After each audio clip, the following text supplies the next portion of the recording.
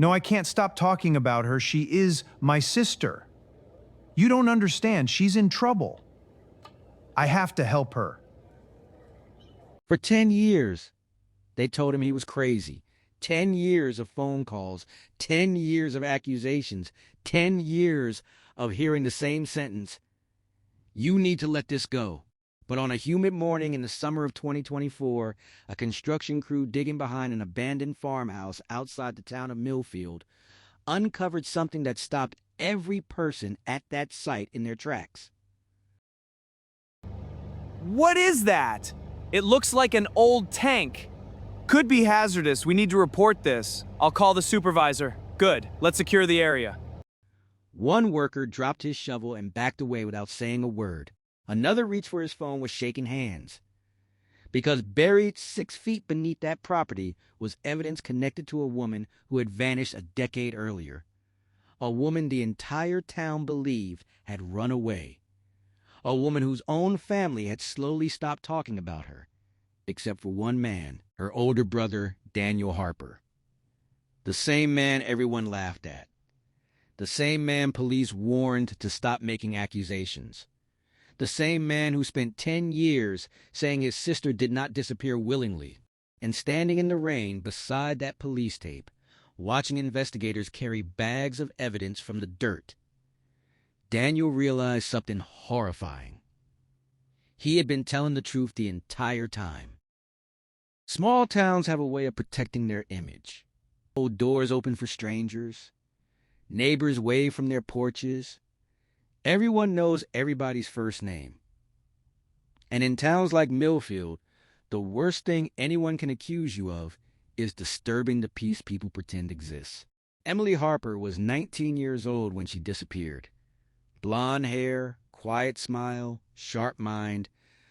The kind of girl teachers talked about years after graduation because they believed she was meant for something bigger than the town she grew up in. She worked part-time at a diner off Route 9 while taking online business classes and saving money to move to Chicago.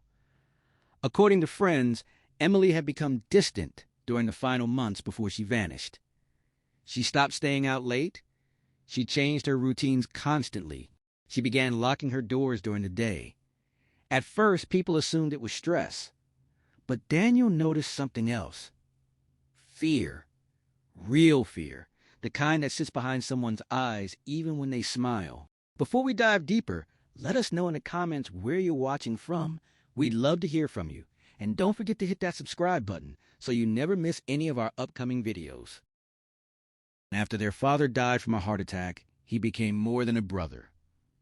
He drove her to school, helped her with homework, worked overtime so she could afford college applications their mother could never pay for. People close to the family said Emily trusted Daniel more than anyone else in the world, which is why the phone call she made 3 days before her disappearance never left his mind. Daniel would later tell investigators that Emily sounded terrified.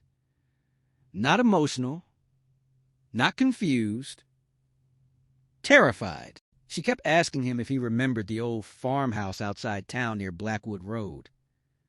Daniel said yes. Then Emily lowered her voice and told him, anything ever happens to me, look there first. Promise me you'll do that. It's important. She said if anything ever happened to her, he needed to look there first. Before Daniel could ask what she meant, she hung up. He called her back 7 times that night. She never answered. The next morning, Emily acted like nothing happened. She went to work, smiled at customers, cashed out her register at 9:12 p.m., then she disappeared. The official timeline says Emily left the diner alone during heavy rain shortly after closing time. At 10:04 p.m., a gas station camera captured her car heading north toward Blackwood Road. That was the final confirmed sighting. The following morning, her vehicle was discovered abandoned near a wooded area less than 2 miles from the old farmhouse she mentioned to Daniel. Her purse was still inside the car. So were her keys. Her phone was gone. Police searched the woods for 3 days and found nothing. No signs of violence. No footprints. No witnesses. By the end of the week, investigators publicly stated there was no evidence of foul play. They suggested Emily left town voluntarily. The statement crushed Daniel immediately because he knew something the police did not mention publicly. Emily had been keeping recordings. Secret recordings. 2 weeks after she vanished, Daniel searched her apartment and found a cassette tape hidden inside a coffee tin beneath her kitchen sink. On the tape, Emily could be heard arguing with a man whose voice Daniel instantly recognized. The voice belonged to Richard Vance. In Millfield, Richard Vance was untouchable. He owned construction companies, donated money to churches, sponsored local baseball teams, and sat beside politicians during every election season. Most people described him as charming. Others described him carefully. The recording lasted only 4 minutes, but it changed everything for Daniel. Emily accused Richard of threatening her after she discovered financial records connected to illegal land deals involving several properties around Millfield. One of those properties was the abandoned farmhouse on Blackwood Road. Richard denied everything on the tape, but near the end of the recording, his tone changed completely. Calm, cold, direct, he told Emily she had no idea how dangerous powerful people could become when their reputation was at risk. Daniel immediately took the tape to police. Detectives listened quietly, thanked him for coming in, and then informed him the audio was not enough to reopen the investigation. Days later, the tape disappeared from evidence storage. Police claimed it had been misplaced during cataloging. Daniel never saw it again. That moment changed his life forever. He became consumed with proving Emily had been silenced. He contacted journalists, hired private investigators he could barely afford, put missing person flyers across 3 counties. Every interview he gave made the town resent him more. Richard Vance publicly accused Daniel of exploiting family grief for attention. Local newspapers described Daniel as unstable. Even some relatives stopped returning his calls. But Daniel kept pushing because strange things continued happening around the case. Security footage from nearby businesses vanished. Witnesses suddenly changed statements. One waitress from the diner claimed Emily argued with a man outside before leaving that night, but she later denied ever saying it. Then there was the retired detective named Carl Mason. For years, Mason repeatedly insisted Emily had simply run away. He appeared on local radio shows defending the investigation and criticizing Daniel directly. Looking back now, many people believe Mason was not protecting the truth. He was protecting the people involved. For nearly 10 years, Daniel drove past that abandoned farmhouse almost every week.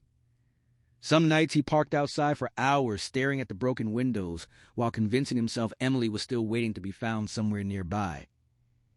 He lost his marriage during those years, lost friends, lost jobs. People in town crossed the street when they saw him coming.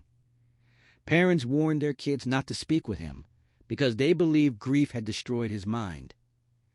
Yet Daniel never stopped repeating the same sentence. I know my sister. She did not leave willingly. How can you be sure? She wouldn't. Someone took her. We have to find out.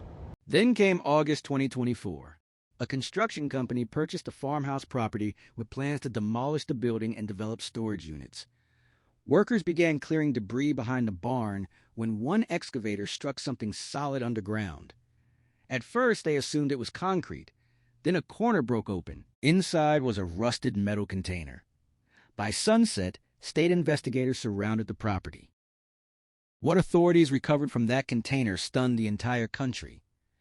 Human remains later identified as Emily Harper. Her silver necklace, fragments of clothing matching what she wore the night she disappeared. But investigators also found something else buried beside her, a waterproof case containing cassette tapes, documents, and handwritten notes.